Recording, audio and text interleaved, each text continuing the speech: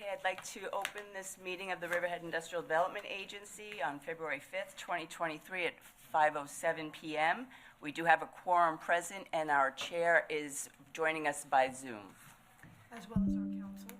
As well as our council, I'm sorry, and some guest speakers. I'd like to have a motion to consider the proposed agenda. Go ahead. Second? Second? Okay, all those in favor? Aye. Okay. Now I need a motion to recess this meeting of the IDA to go into a public hearing. Can I have a motion? So moved. Second? Okay, all those in favor? Aye. Okay, now I need a motion to open the public hearing. Can I get a motion? So moved. A second? Okay, all those in favor? Aye. Okay. Aye. Okay, Don't forget Jim. don't forget Jim. Okay, I call this meeting, this public hearing to order at 5:08. We are here this evening to accept public comment regarding the application for financial assistance of Riverhead Housing LP.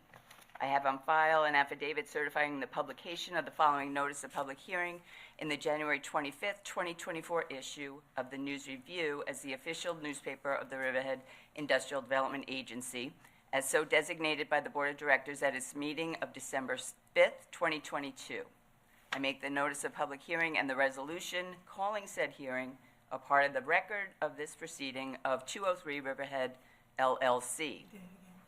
Further, I make a part of the record of this proceeding the affidavit of Tracy Stark James as Executive Director of the Riverhead Industrial Development Agency, attesting to the service of the notice of public hearing in this matter upon the chief fiscal officers of the affected jurisdictions as required by the laws of the state of New York. Would the representatives of Riverhead Housing now step forward and add any additional information you'd like to share at this time? Chairwoman, I also just want to make a correction on the public hearing script. This is purely for 203 Riverhead LLC. There's a typo in your notes. Okay. My fault. Okay, But this no is worries. for 203 Riverhead LLC. Excellent. Good evening. Thank you. Daniel Baker from the firm Greenberg Traurig, 900 Stewart Avenue, Garden City, New York, on behalf of the applicants. And thank you for the correction. I was about to do that. Since our last time before the board in January, we have had some comments come back to us that we addressed. We submitted things in writing. So I think it's all part of the record. Unless there are any questions of the board for us, we'll rely on that and see if there are any other comments from the public. Okay, does anybody have any further questions on the board? I do not. No. Jim? I wouldn't mind Well, you could- the applicant presenting the short paper they gave to us on the retail capabilities of the property. Can you help us with that? Certainly. Absolutely. Sean Sally will come up and fill you in a little more on that.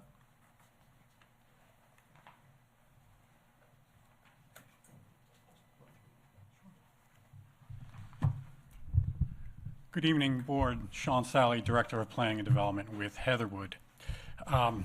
So yes, we would like to present our retail strategy for the Main Street. Yes, thank you very much, Tracy. Appreciate that. And so we did share a copy of the presentation in PDF format with the board. Hopefully everyone's seen it. But what I'd really like to do this evening is share with the board the fact that we have a defined retail strategy for this property. We're a 73-year-old company that's been doing mixed use for decades. We think we do it very well. We've done it on Long Island, Queens, and Brooklyn. We own and operate, and so we know how to make sure that these properties are the best they can be in terms of the mix of uses. So I thought I could just quickly go through, again, affirming that we do plan on tenanting our Main Street frontage, which is roughly 3,500 square feet, with retail. Again, the final, the user, we will vet through the process, and we're willing to work with the IDA in terms of any agreements, stipulations, conditions that may need to be imposed. We are fully on board with working through that with the board. But what I'd like to really share is that we think that this building is going to be a tremendous access,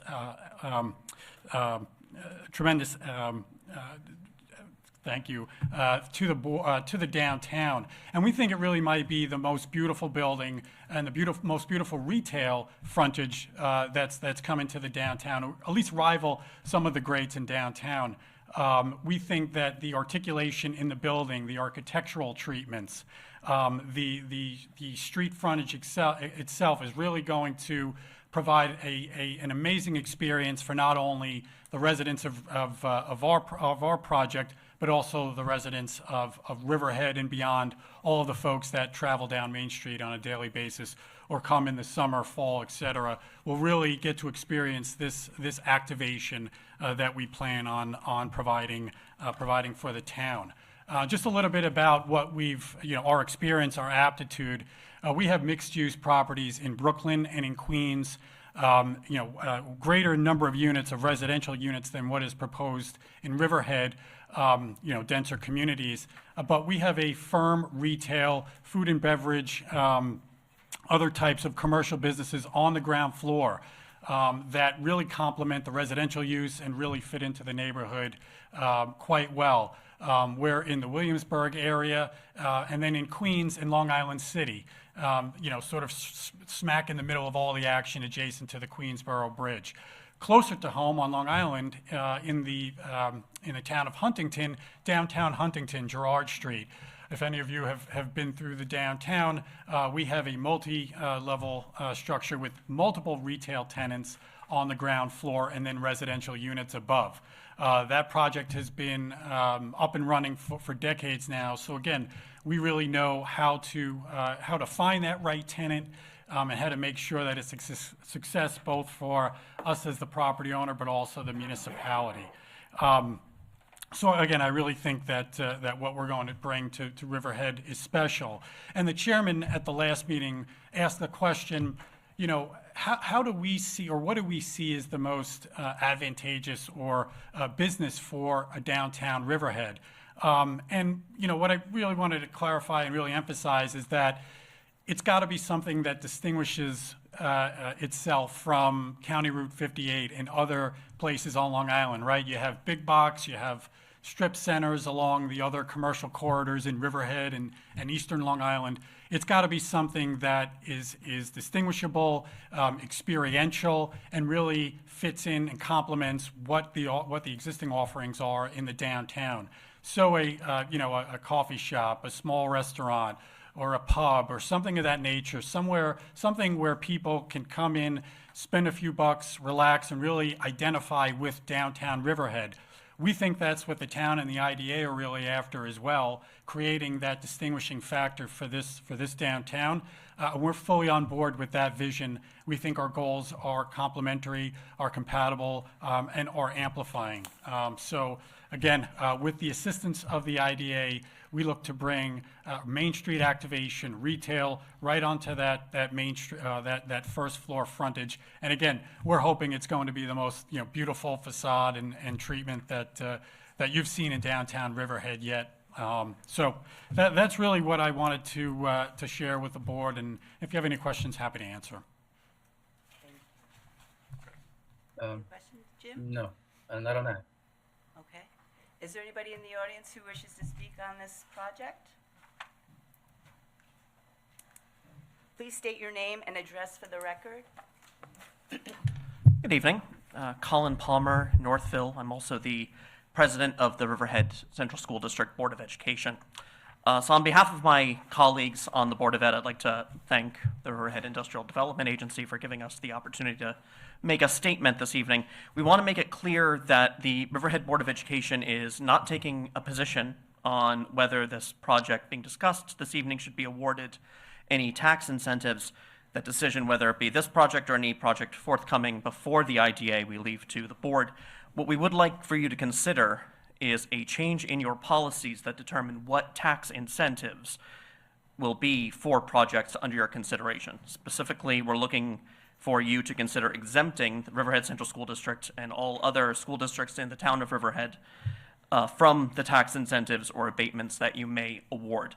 As you're all aware, the cost of education is continually going up. Transportation costs are rising faster than the rate of inflation.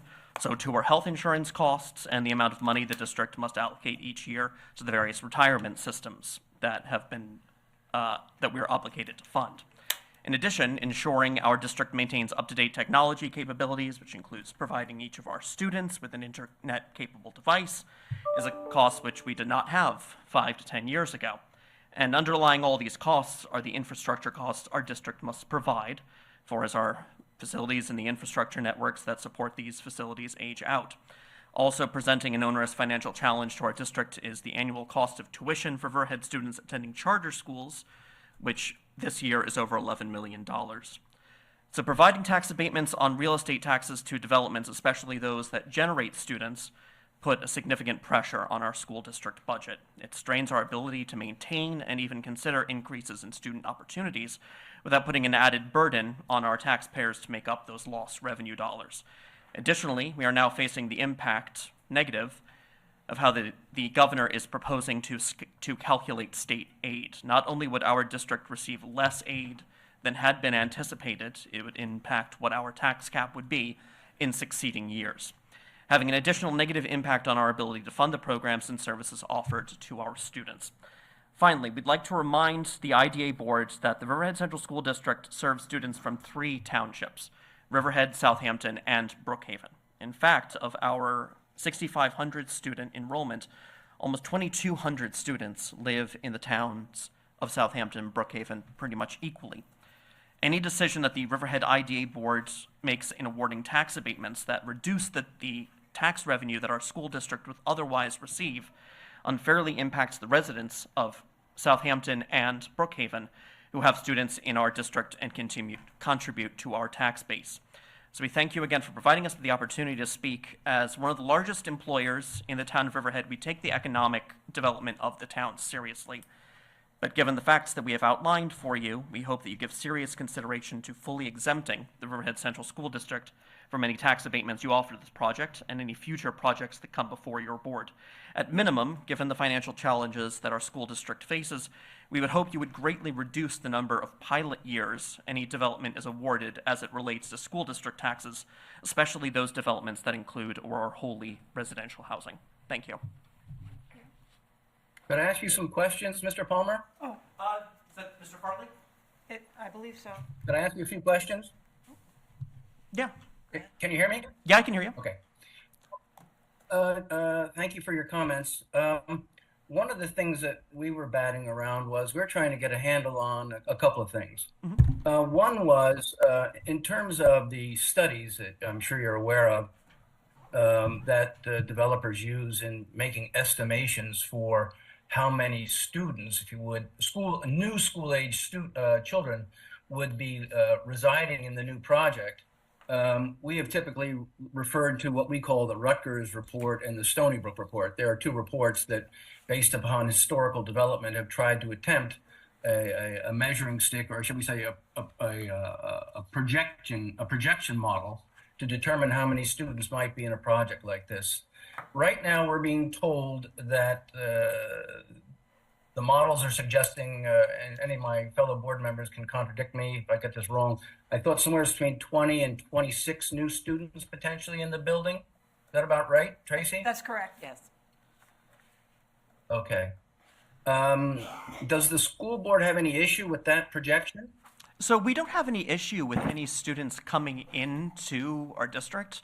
We're actually supportive for as many students who, would like to be, educated, who are residents of within the boundaries of the Riverhead Central School District. Our only problem is that specifically the taxing revenue, because our tax revenue comes up from mostly state aid and property taxes, that specifically we want to make sure that those who are making the investments, in property are making the same kind of investments that, regular residential, residents of Riverhead are making. We just want to make sure that that the playing field is level. Well, maybe you can help me with another sort of information point. I'm trying to come to a view as to what it costs Riverhead, if you will, to educate a student in the Riverhead School District. And by that I mean I appreciate you're saying that there's sensitivity regarding the typical aid that might come from Albany and other sources, that might be somewhat of a variable rather than a defined amount, so it causes you some consternation. But from my perspective, at least, I try to look at the town budget, and I see that, right now, I guess I'm sure I'm not getting this number right, but in my recollection, it's about 103 to 105 million is the property tax contribution to the school budget. Is that about right at present time?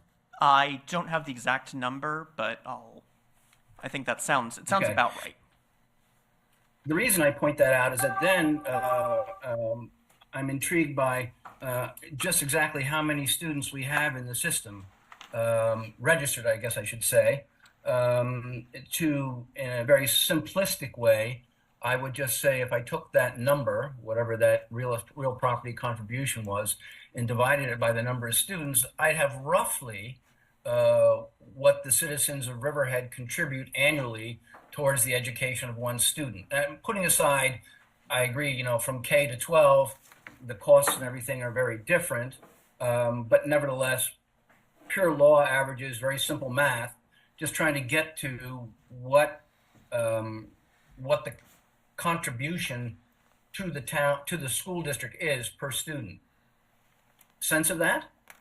I don't have. I realize that the state aid and everything adds to what the total cost of educating a student is, but I'm just intrigued, just trying to understand what Riverhead's, shall we say, contribution is at present. That particular information I don't have. What I do know is that our per student cost in Riverhead is not only below what the average per student cost is for the state of New York, it's also below the average for Suffolk County. So Riverhead is, we're not a district that, is spending as much as most of our neighbors. I know there are, residents, I'm sorry? I appreciate your point. I don't want to get in your way of trying to be in a position for the natural fundraising you have to do every year along with the school district representatives and so forth. But regardless of whether the contribution is deemed enough or not from various sources, I'm just trying to get a finger on what the current contribution is, generally speaking. So, for instance, I think the best person to get that specific information from, which I don't have, would actually probably be the town assessor, or our business official. But I can definitely get that information to you and share it with you. Well, if you could check with your business official as to what you think that would be, I'm willing to, I'd love to see that just in terms of the breakdown between the contribution from the town and the contribution from the state and so forth. I happen to have that, actually. Because where I'm heading, I beg your pardon? I have that information. So for 2023-24, the proposed budget, the property tax levy was 103,103.789. The state aid was 66 million. Okay. Pilots were proposed to be 4.6 million on top of that. Do we know how many students there are, Lori? I would have thought Mr. Palmer would probably have that at his fingertips. Yeah, we have about I think it's 6,500. I 50. don't have the exact number. I think it's 6,570 or 6,572. 103. 65, 70. Wow, that's about 1,000 more than I thought. Interesting. And you're saying 2,200 of those are coming from either Brookhaven or Southampton, basically. Yeah. Okay. So let me just posit a thought for you here. It seems like one of your concerns, I appreciate the point that a property valued at a given level generates a certain level of tax, which in turn generates, a contribution to the overall pool. Now, whether that contribution actually equals or is less than what the cost of the town is of children living in a particular property is an item which, of course, has been we don't look at it that way, and I appreciate that point. But in the context of these projects, what I seem to be concerned about is two things. One is that you're concerned about the cost of educating the child, or the new children, if it's not been anticipated in your budgets. And the second point is whether or not you're suggesting that the school system is, shall we call, what's the word I'm looking for here?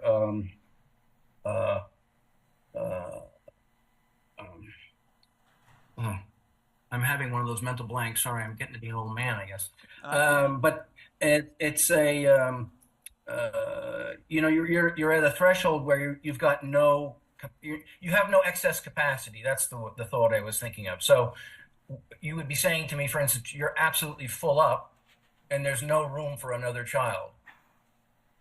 So when I look at the cost of new students coming into town, I look at both the cost that you incur in educating that child from a town contribution perspective to begin with, and then also whether or not this is necessitating additional requirements because you cross a threshold. Have we crossed that threshold in Riverhead? Are we at that point now? No excess capacity? So we're dangerously close to it. I mean, we've been in contact with, the town of Riverhead about this. We've been in contact with the town of Southampton about this, because we will be starting to speak to the town of Brookhaven as well. It's one of our 4 elementary schools. Riley is the school that's bringing in most of those Brookhaven residing students into Riverhead. I think that, our main point about this, it's not necessarily about, we want every single student accounted for, for each house. That's not the way that it works. There are plenty of people in Riverhead who, do not have students and contribute to the tax base of the Riverhead Central School District. I'm not a parent. My property taxes go to the Riverhead Central School District. However, what our concern is just that anyone who comes into Riverhead, building, increasing business into Riverhead, we want to make sure that they are making the same kind of investment in our schools that everyone else is expected to. And of course, this is entirely up to you. We have no, power except, what statement we can make at an IDA meeting. We just hope that you will will at least consider this. We're not the only ones who think this, not even in the town of Riverhead. I'm sure that you've heard about the legislation that's going through Albany right now, that's in the local government committees. It's been supported by not only the state teachers union, but the state AFL-CIO, the New York State School Boards Association, New York State Council of Churches. This is an issue that really just, it affects the working members of Riverhead. And I would just hope that you would remember them, as well as the concerns of any business investment into the town. Thank you. Okay, thanks a lot. Mr. Chairman, if I could just clarify, this project is projecting 11 school-age children, not 21. All right. Thank you. Also, as a point of information, I've just been given some data on the 2022-23 school district revenues, tax revenues for our IDA projects here in Riverhead. So prior to IDA assistance, these properties, these parcels of land generated $418,189,000 in school taxes alone. After the projects were realized, they are now generating for the school only $1,454,975. So that is more than $1 million more to the school district from Riverhead IDA projects that currently exist. There are 21 of them. That's out of, 20 that's Riverhead, 22, 1 county, 23, Suffolk and that County. was 29 projects. Okay. So just to give a frame of reference, those are the impact that the IDA incentives have had on the revenues that the school is receiving for those IDA projects.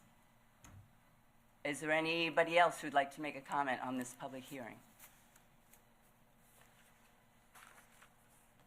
Okay, Jim, any other further comments? No further questions for me. Thanks, Lori. Okay. Seeing no further interest in speaking, I will ask for a motion to close the hearing. Can I get a motion? So moved. Second? All those in favor? Aye. Aye. Okay, the Aye. hearing is closed at 5:32.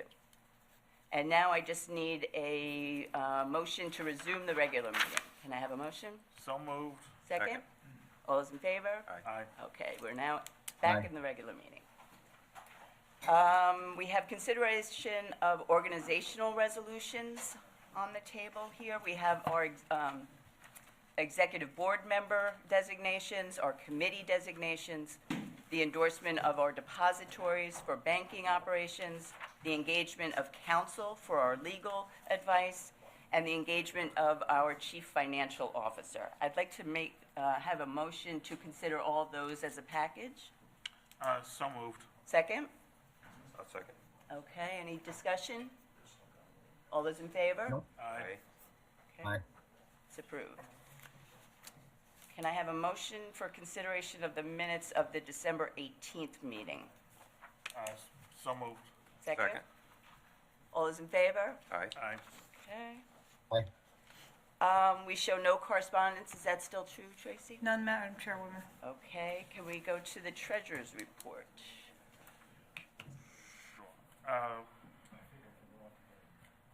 This is December 31st, Tracy? You have two, but I would read the January's because we're doing report and expenses up through January 31st. You should have both. So as of January 31st, 2024, the balance in the M&T checking account was $284,532.16. The balance in the money market account was $45,088.49, with interest earned in the amount of $3.83 at an interest rate of 0.1%. The project deposit account earned $3.97 in interest, and there was a bank charge of $22. There were two account transfers to the operating account totaling $9,852.38 to pay for legal and transcription services. The deposit remaining as of January 31st was $35,543.36. As of revenues for the month of January included interest earnings of $103.94 and annual compliance fees of $26,100, and expenses for the month of January totaled $21,923.20. Okay, can I have a motion to accept the report of expenses and authorize payment of bills? So moved. Second? All those in favor? Aye. Aye. Aye. Okay. Now we have to recess the regular meeting of the board once more to go into an audit committee meeting. Can I have a motion to recess? Motion to recess. Second? Second. All those in favor? Aye. Okay. Now, Jim, you are the chair of the audit committee. Did you want to take the lead, or do you want me to? To be honest, I'm sorry? To be honest, I'm not prepared for this. Okay. Sorry. We're simply going to discuss and make a recommendation for the full board to retain our auditors for the year. Okay? We are recommending that we move forward with the same firm that we've used for the past several years. We Correct. do change them cyclically, maybe Well, every you 5 can't have the lead auditor more than 5 years. 5 years. But we have a new lead auditor, I think, 2 years ago. So we have Okay. another 3. And the increase was about $400. $400 in Total. increased fee based from last year. Engagement, correct. Okay, does anybody, so the members of the audit committee are Jim Farley, myself, and Doug Williams. Do any of you have any concerns about the auditing firm or want to make any suggestions or recommendations for change? No, ma'am. No? None. Okay, so I'll ask if there's a motion to make a recommendation to the full board that we move forward with Jones Little for our audit this year. I'll make that motion. Okay, can I get a second? I'll Jim? second that. Okay, all those in favor? Aye. Okay, so we will do that. Now we need a motion from the audit committee to close the audit committee meeting. Can I get a motion? I'll make that motion. Can I get a second? I'll second that. Okay, all those in favor? Second. Aye. Okay, now we need a motion to open the regular meeting I'll of make the that motion. IDA. And is there a second? Second. All those in favor? Aye. Okay. Aye. I know. Okay, now I There have you to go. do my governance.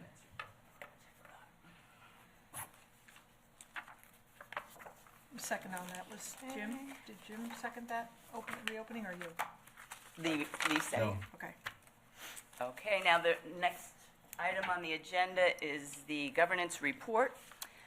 The governance committee met on January 8th. Initial discussions centered around the need for increased cooperation from the assessor's office related to property assessment estimates and the general administration of exemptions and how best to address these ongoing items. A meeting was suggested between the agency and the assessor's office to foster improved cooperation. As part of its annual start of the year review, the committee also requested that council determine whether any changes are warranted to the LDC organizing documentation, the agency's virtual meetings policy, and its FOIL policy. The committee acknowledged the expressions of interest from the Woolworth Project for an extension of benefits and the Suffolk Theater and exploring opportunities for assistance for their expansion.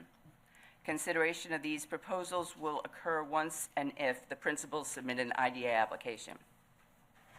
Finally, the committee reviewed expressions of interest by board members to serve as officers and preferred committee assignments and developed a proposed slate for consideration at the February meeting based on their input.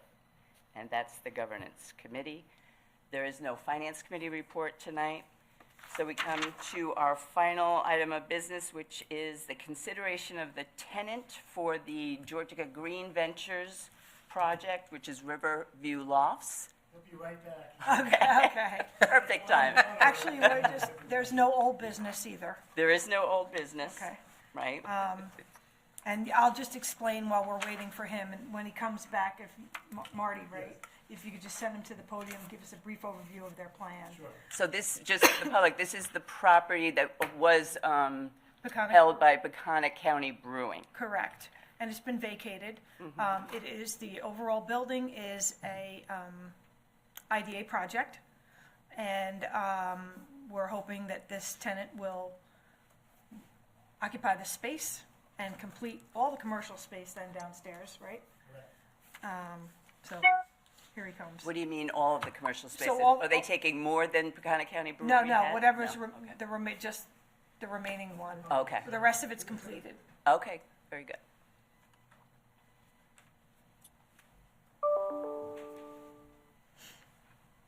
Hi guys, Wayne Meehan from Lily Flanagan's Restaurant Group. I'm here to talk to you about taking over the brewery that was formerly Peconic County Brewing at 221 East Main Street. I don't know if you have any questions for me. Can you just give us an overview of what you plan to do there, and the Well- name, and, So it's going to be Riverhead Brew House. okay? We have an Oakdale Brew House in Oakdale right now. We want to reopen the brewery as a brew pub, so we will serve food, we'll have waitresses. They didn't have waitresses in the past, they had food but no wait staff. We want to have a full bar, they didn't have a full bar before.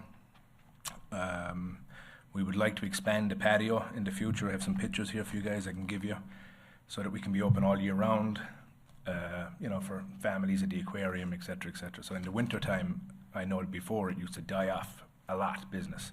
We want to keep it busy all year round. And that's basically it. Will you be concocting a new brew there? We are already working on recipes right now. Okay. And about how many employees do you anticipate? There will be 12 full-time to begin with.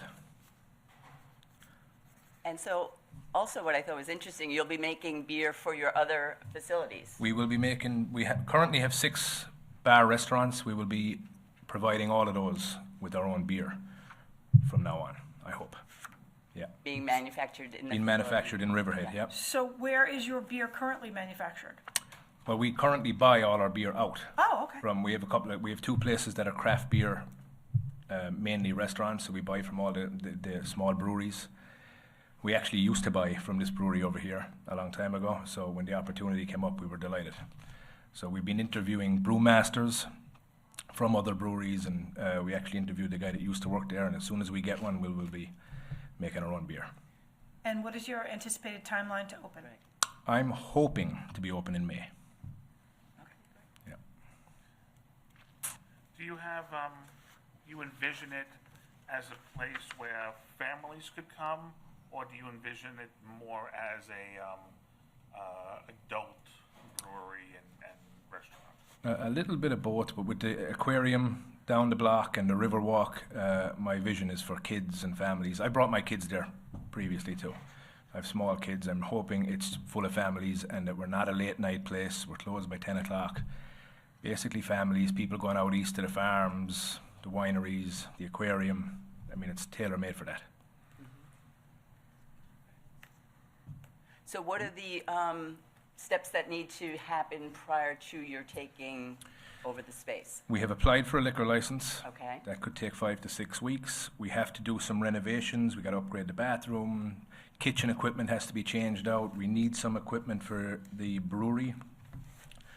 Cosmetics, paint, TVs. The deck was unsafe. We took that up. We're going to refinish the concrete. Like I said, we have an awning system that we're looking into. I have some schematics here for you guys to look at that we will be able to open all year round, even on a rainy day in the summertime, snow days in the wintertime, stuff like that. We have maybe 2 months worth of work to do. Okay. And interview people too also. Well, you guys have a tremendous reputation, so Thank you. I think would be a terrific addition to We are very excited. Riverhead. We're excited to have you. It's going to be awesome. Any other questions? Anybody? Jim?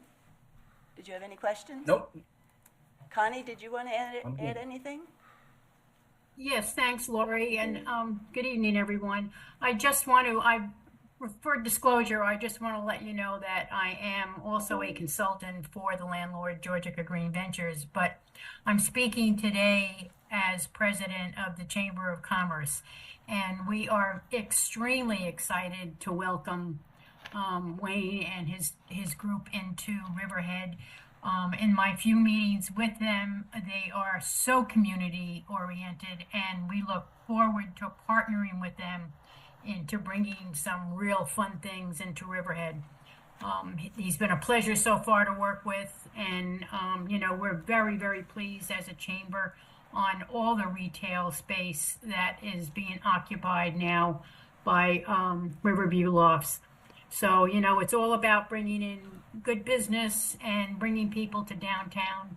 So I think by bringing this establishment into Riverhead, we're on to a great start. And we look forward to a very long relationship with them. And thank you again for your consideration in this change in tenancy. We really appreciate it. Thank you. Thank you. Thank you, guys. Thank you. Thank you so much and welcome. Thank you very much. Best of luck. Thank you all. Thanks, Marty. So if I can get a motion to approve the permit for Georgica Green Ventures? So moved. Second? So I'll second. Is there any discussion before the vote? Nope. All those in favor? Aye. Aye. Aye. Okay. Motion is approved. I guess that's it for the agenda, unless anybody has anything they want to add? I think that's it. No? Can I get a motion to adjourn? I'll make the motion. Is there a second? Second. All those in favor? Aye. Aye. Aye. Meeting is adjourned at 5:46. We do have a LDC meeting Yes, we do. quickly. Yes, we do. And we're good. Okay.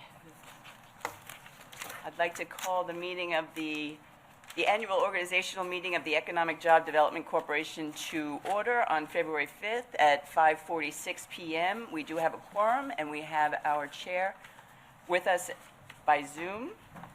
Can I get a motion to call the meeting, to adopt the proposed agenda? So moved. Can I get a Second. second? All those in favor? Aye. Aye. Okay. Aye. Can I get a motion to approve, consider and approve the minutes of the meeting of the LDC on December 18th, 2024? Need a motion, please? So moved. Second. All those in favor? Aye. Aye.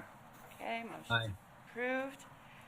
Can I get a motion to consider as a package the organizational resolutions appointing officers, appointing committees, appointing counsel and chief financial officer, and appointing a depository?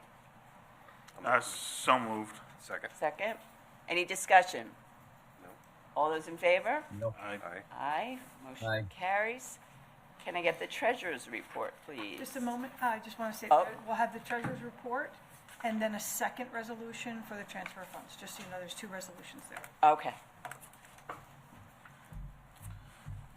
As of January 31st, the balance in the LDC bank account was $142.12. Activity for the month included $107.15 in bank charges, and the branch manager has been contacted for reversal of those fees. Okay. Can I get a motion to approve the treasurer's report? I'll make the motion. Second?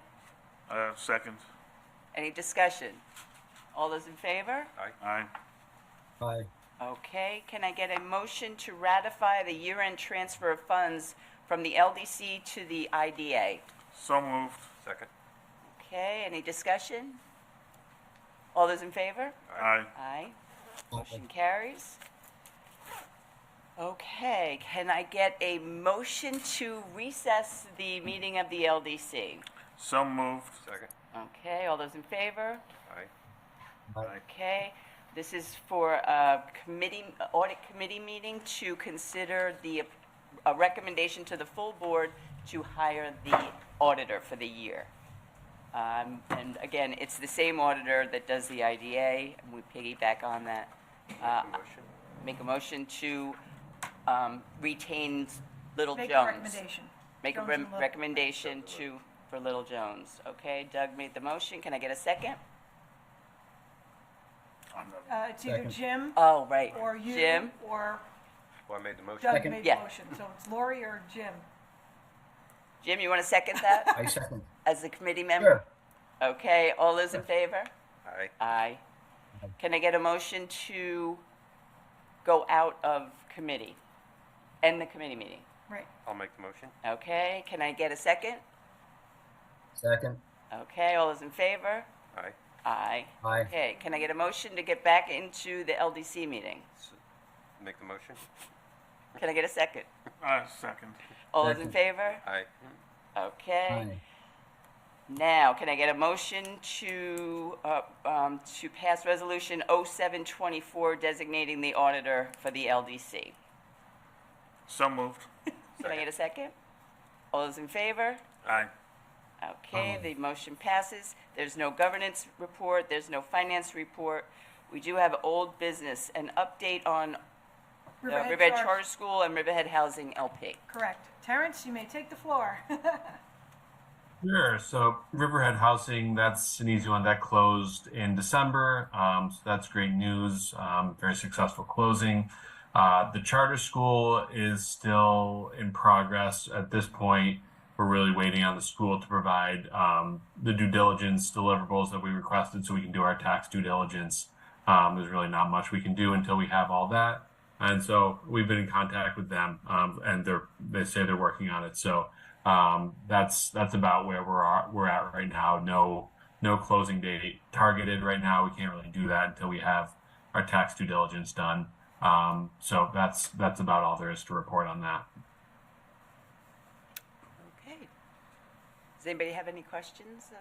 Yes. Is there a lot of due diligence still outstanding? A majority of it, or?